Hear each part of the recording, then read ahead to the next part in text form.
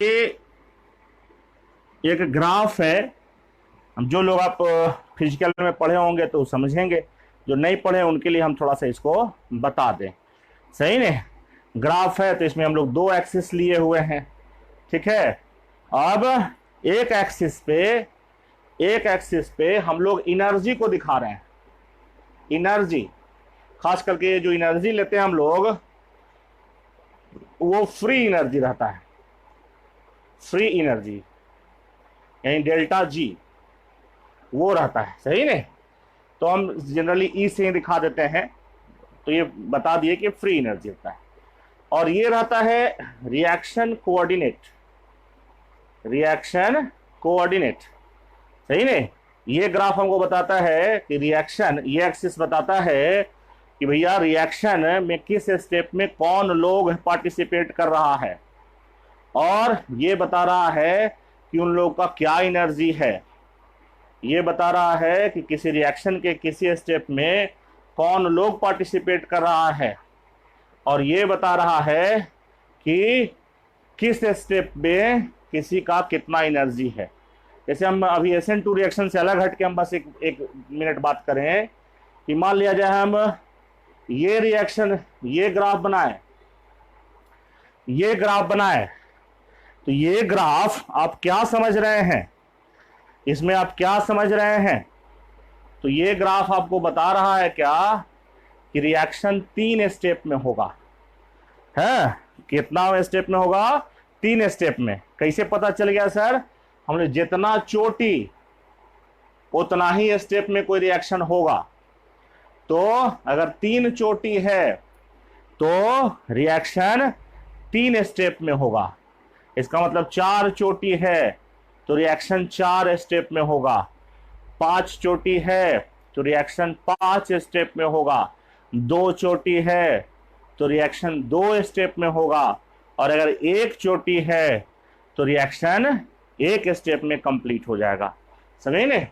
अब क्या यहां पे कौन है? तो यहां पे है रिएक्टेंट, और यहां पे हो गया प्रोडक्ट। और इन सारे चोटी पे क्या रहता है, कौन रहता है? Transition state. Transition state, transition state, यानी जितना चोटी उतना ही ट्रांजिशन स्टेट भी रहता है। ये भी ध्यान रखेंगे, जितना चोटी वो रिएक्शन उतना ही स्टेप में होगा, और जितना चोटी उतना ही ट्रांजिशन स्टेट होता है किसी रिएक्शन में। यानी यहां से आप ये भी निष्कर्ष निकालें कि किसी रिएक्शन में जितना स्टेप होगा उतना ही उसमें ट्रांजिशन स्टेट भी होगा। किसी रिएक्शन में जितना स्टेप होगा उतना ही उसमें क्या होगा? ट्रांजिशन स्टेट भी रहता है। और इस बात को भी ध्यान में रखें कि प्रत्येक रिएक्शन में ट्रांजिशन स्टेट तो होता ही होता है, भले हम लोग उसको ड्रॉ करें या ड्रॉ नहीं करें, लेकिन प्रत्येक रिएक्शन में ट्रांजिशन स्टेट होता ही होता है। अगर कोई चीज का फैसला लेना होता है, कोई डिसीजन हम लोग को करना रहता है, तो ट्रांजिशन स्टेट को फिर बुलाते हैं, उसका स्ट्रक्चर बनाते हैं, उसका एनर्जी का बात करते हैं। ऐसे ट्रांजिशन स्टेट को हम लोग गौण रखते हैं। ठीक है, ये चीज आपका क्यों गौण रखते हैं? क्योंकि ट्रांजिशन स्टेट किसी रिएक्शन के दौरान सबसे अनस्टेबल स्पेसीज रहता है, और किसी भी रिएक्शन में सबसे अनस्टेबल स्पेसीज कौन रहता है? ट्रांजिशन स्टेट ही रहता है। अब आप जानते हैं ना जी कि एनर्जी ज्यादा तो स्टेबिलिटी कम। तो एनर्जी वाले एक्सिस पे देखिए ना, ये सबसे ज्यादा ऊंचाई पे कौन है? ये ट्रांजिशन स्टेट ही है। तो किसी भी रिएक्शन में सबसे ज्यादा जो अनस्टेबल स्पेसीज होता है वो होता है ट्रांजिशन स्टेट। वो होता है ट्रांजिशन स्टेट। क्लियर है?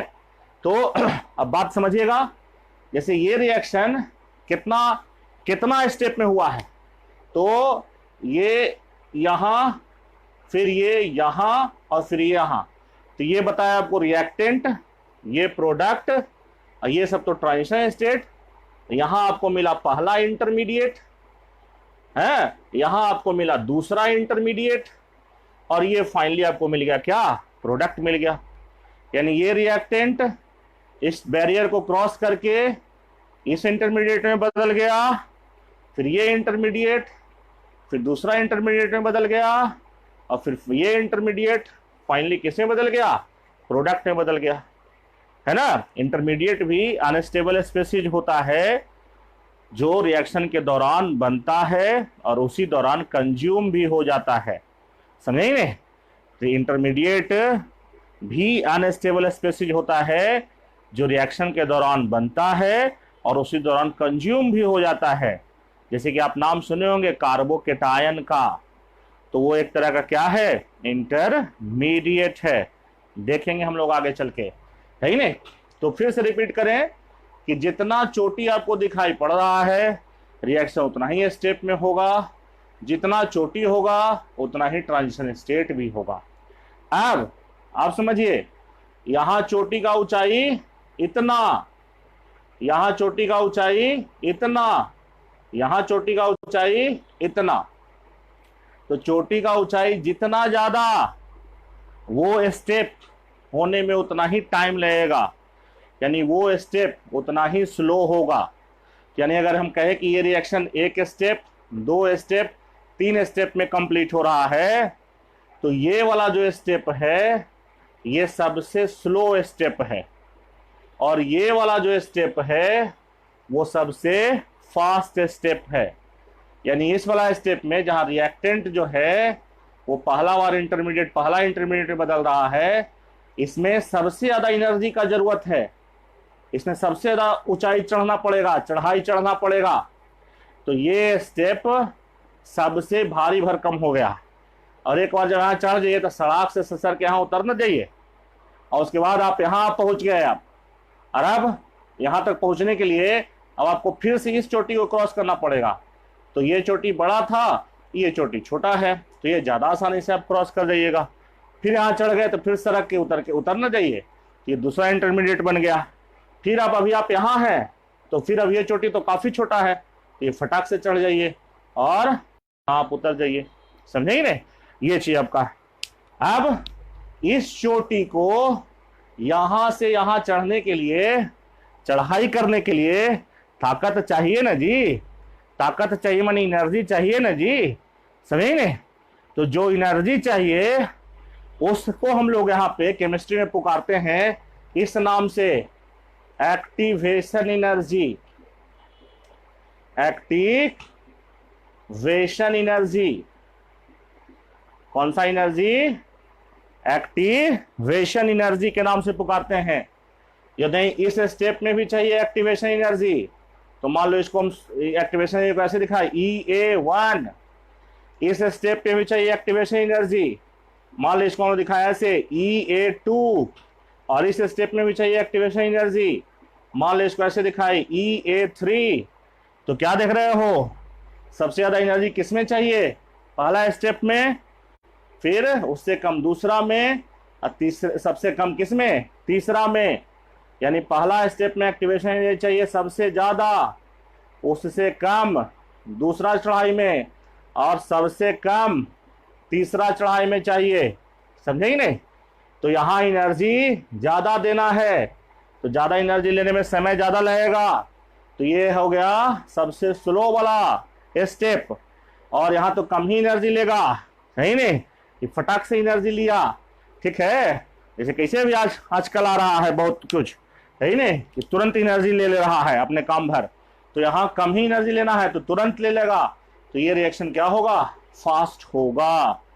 यानी क्या, रिएक्शन का रफ्तार और एक्टिवेशन एनर्जी में संबंध उल्टा होता है। बात समझिएगा, इसको ध्यान में रखिएगा भविष्य के लिए, कि रिएक्शन का जो रफ्तार है वही रफ्तार जो आप समझ रहे हैं, समझेंगे। तो रिएक्शन का रफ्तार और एक्टिवेशन एनर्जी में संबंध उल्टा, ज्यादा एक्टिवेशन एनर्जी और तो रिएक्शन का रफ्तार कम, और ज्यादा एक्टिवेशन एनर्जी कम कब आपको पता चल जाएगा, तो यहां से यहां तक का ऊंचाई नाप लीजिए। अगर ये ऊंचाई ज्यादा, जैसे यहाँ ऊंचाई ज्यादा है, यहाँ कम है, यहाँ और कम है, तो अगर ये ऊंचाई ज्यादा तो एक्टिवेशन एनर्जी ज्यादा, यानी रिएक्शन का रफ्तार कम, और जो रिएक्शन का रफ्तार कम होता है उसको हम लोग कहते हैं रिएक्शन का rate determining step. Rate determining step, इस बात को हम आगे क्लियर करेंगे और अच्छे से।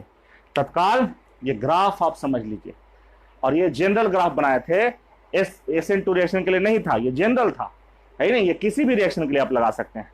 अब